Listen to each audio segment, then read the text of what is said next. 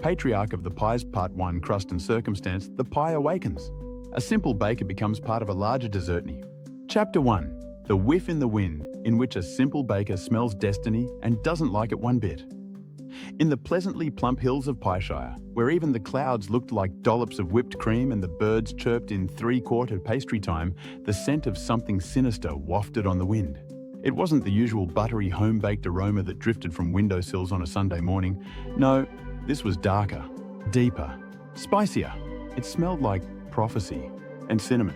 Pippin Crustworthy, proud owner of the half-baked idea, a bakery so mediocre it had once been awarded least likely to inspire a Yelp review, was elbow-deep in his fourth attempt at a raisin custard crumble, a dessert so unnecessary it practically apologized as it cooled. His apron read, "Don't be jelly," though the jelly stains made the joke redundant.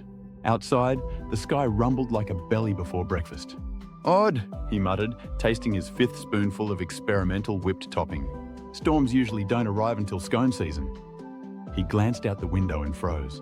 There, just beyond the garden gnomes shaped like angry croissants, a cloaked figure stood, motionless, not staring, not blinking, just looming, like a souffle that knew too much. Pippin did what any sensible baker would do in such a moment. He ducked behind a bag of flour and screamed into it. "Uncle Bubba, the bogeymen are back!" But there was no reply, only silence, and the faint scent of nutmeg. Uncle Bubba Butterbottom had been missing for 3 days, ever since declaring he was going on a walk to clear the yeast. That was usually code for sneaking off to the underground jam market. Pippin had figured he'd return when the marmalade dealers stopped accepting coupons. But now, this. The doorbell dinged, a sound modelled after the first ever caramel bell forged in ganache, and the cloaked figure entered, tracking in leaves, mystery, and several types of unsettling cheese dust. "Is this the half-baked idea?" the figure asked, removing his hood to reveal a mop of wild white hair, flour-dusted spectacles, and a beard so tangled it had achieved sentience in 3 counties. Pippin blinked. You're Gando."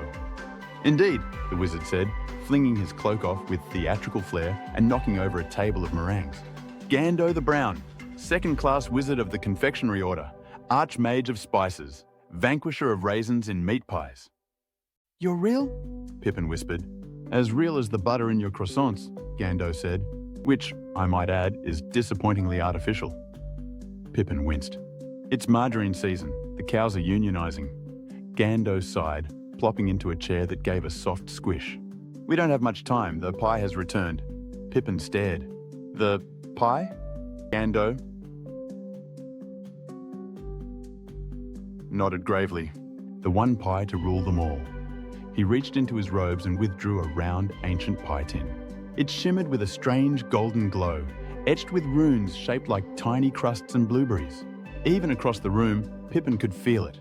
The heat, the pressure, the overwhelming urge to add whipped cream. "That looks like Uncle Bubba's." "It is," Gando said, eyes narrowing. He found it, and it nearly consumed him. Consumed as in metaphorically?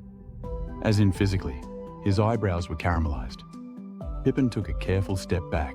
"Right, so naturally, you brought it into my bakery. Because you, young Crustworthy, are the pie bearer now." There was a silence, filled only by the faint sound of a muffin deflating behind them. "Okay," Pippin said slowly. "What's the return policy on ancient cursed desserts?" Gando stood, his shadow stretching across the wall like a lattice-top omen. "The pie must be destroyed, in the fires of the molten meringue mountains, where it was first baked, long before fondant garde rose, long before the cake wars, long before gluten-free heresy threatened the flour realms." "I'm just a baker," Pippin whispered. "Exactly," Gando said. "No one would suspect you, except literally everyone, which is why you'll need help." He tapped the pie tin. It let out a low growl like a feral tart. "Pack your things," Gando commanded. Gando commanded. "Your life of safety, mediocrity, and questionable crusts is over." Pippin turned slowly, taking in the sight of his beloved bakery. The doughy splatters, the crooked pastries, the day-old pecan tarts that squeaked when poked, and the framed certificate on the wall. Third place, Pieshire Spring Bake-Off, tied with a dog. "I don't suppose I have a choice?" Not unless you want fondant guard to rise again and cover the realm in bland fondant sheets and passionless sponge, Gando said, voice rising. They will outlaw ganache, ban jam, ration cinnamon. Pippin gasped. Even the cardamom? Especially the cardamom. He gulped. Then I suppose I'm in. Gando smiled, though it came out more like a grimace. Good lad, the Pie Shire will remember you, or at least tweet about it. As Gando tucked the cursed pie tin into his satchel, which whimpered, Pippin grabbed his apron, his rolling pin, and a half-eaten cherry turnover he didn't want to go to waste. Outside, the wind howled once more, this time laced with powdered sugar. And somewhere, far away, in the dark kitchens of Fondant Guard, a fondant-coated hand clenched with anticipation. Chapter 2. Bubba's Secret Recipe, in which a glowing pie tin groans, a secret recipe reveals a questionable past, and Gando breaks several health codes. It is a little-known fact that the oldest, most powerful spells in the realm are not written in runes or etched into the bones of ancient dragons. No, they're scribbled, usually in gravy-stained cursive, on the backs of old napkins, recipe cards, or, in truly desperate times, inside the crust of a stale pie. This was certainly true of Bubba Butterbottom, who, despite being only partially lucid and fully buttered at any given hour, had once been the royal pâtissier of the 8th spatula. He also held the record for most failed health inspections in a single calendar week. And now he was missing. His bakery, the Flaky Bastion, sat squat and steaming at the end of Crumb Lane. Its crooked sign creaked in the wind, reading, "Try our fillings, die fulfilled." The door was unlocked, though the smell suggested it had not been opened in days.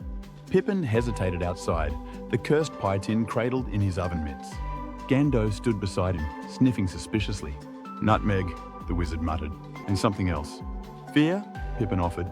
"No, raisins. Someone's been experimenting." They entered slowly, and at once the room buzzed with the low hum of residual magic. Or perhaps it was just the aging fridge. Either way, something ancient and sticky had clearly occurred here. Stacks of unsold pastries loomed like poorly constructed monuments. A pie had fossilized on the ceiling. In the corner, a jam jar was sweating nervously.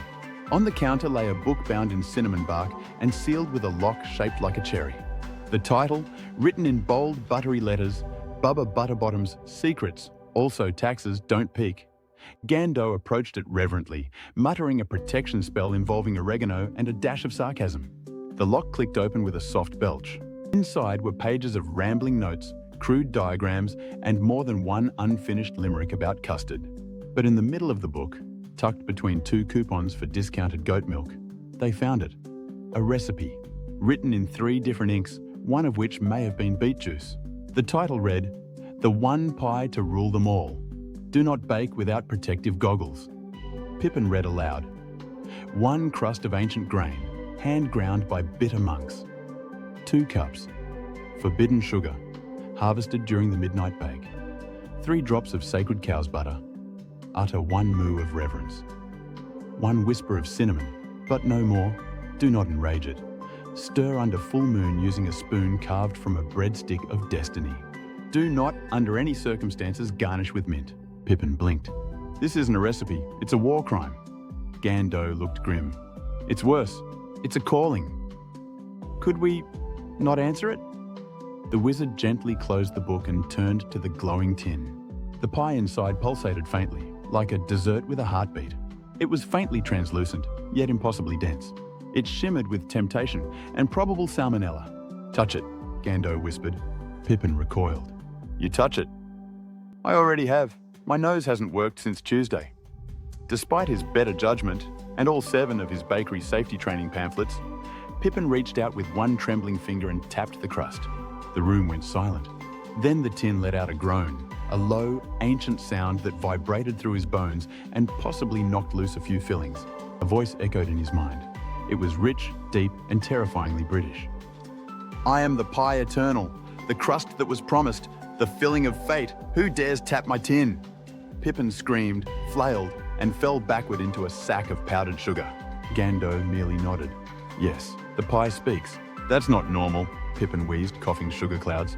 "That's not remotely normal." "Nothing is from here on out," Gando said, picking a rogue tart off the shelf and biting it thoughtfully. "You're the bearer now. the master of the pies. Pippin sat up, blinking through the sugar storm. That's not a title, that's a cruel joke. But deep down, beneath the fear and the icing, he felt something stir. It wasn't courage or purpose, it was indigestion. Come, Gando said, already sweeping out of the bakery. We must assemble the fellowship. The journey to the molten meringue mountains begins tomorrow. Can we at least wait until Tuesday? Pippin groaned. I have a dental appointment and 24 rhubarb turnovers to deliver. The fate of the realm waits for no turnover, Gando snapped. Pack your apron, we ride at crustfall. Pippin trudged after him, dragging the pie tin wrapped in enchanted cling film. Behind them, the cursed recipe fluttered gently in the breeze, the words shimmering. Do not bake, do not bite, do not refrigerate after midnight. As the door closed, a final note slid from the recipe book's back flap. It read, in Uncle Bubba's looping script, P.S. If you're reading this, I'm probably toast. Or hiding as toast. Either way, don't trust the fondant. Chapter 3. The Crumb Beneath the Floorboards. In which Pippin unearths destiny, a map refuses to behave, and we learn why pastry makes a poor filing system. By the time they returned to the half-baked idea, night had fallen. A suspiciously whipped cream-coloured moon hung overhead, watching the land with frosted disapproval. The streets of Pieshire were silent, save for the distant, echoing slap of an over-kneaded dough collapsing somewhere in the suburbs. Pippin flopped onto the floor of his bakery like a deflated profiterole. The cursed pie tin sat beside him on the countertop, wrapped in a layer of cling film, an oven mitt, and 3 hopeful prayers to Saint Bakewell, the mildly leavened. Gando, meanwhile, paced in tight circles like a wizard who had drunk too much espresso, which, in fairness, he had. There's a missing piece, the wizard muttered. Bubba wouldn't have entrusted you with the pie unless he left a clue. A trail, a map? Pippin suggested, dragging a flowery towel over his face. Yes, exactly, a map! Gando turned to him with wild, raisin-bright eyes. Where would he have hidden it? Pippin frowned. Well, Uncle Bubba always said he filed his most valuable things where no one would think to look. Gando nodded sagely. In a locked chest beneath a bed of dragon scales? No, Pippin said. Under the floorboards, between the spilled lard and the loose shoehorn. They turned to the floor. Now, floor was a generous term. The planks of the half-baked idea had survived fire, flood, and an unfortunate cinnamon explosion during the Great Snickerdoodle incident. They creaked in 17 different languages and hosted a robust mouse opera every Thursday. But sure enough, just behind the counter, one board was loose. Very loose. In fact, it gave a little sigh when stepped on, as if relieved to finally be noticed. With a grunt and a butter knife, Pippin pried it up. Beneath lay a pile of crumbs, a single sock, and something wrapped in parchment stained with jam, blood, both. He held it up. It was a scroll. Gando clutched it with reverence and immediately sneezed. Dust of destiny, he said solemnly, blowing his nose into his sleeve. The scroll unfurled itself with a flourish, revealing an ancient, highly decorative map of the Pie Realms. It was labelled in elegant calligraphy and illegible marginalia.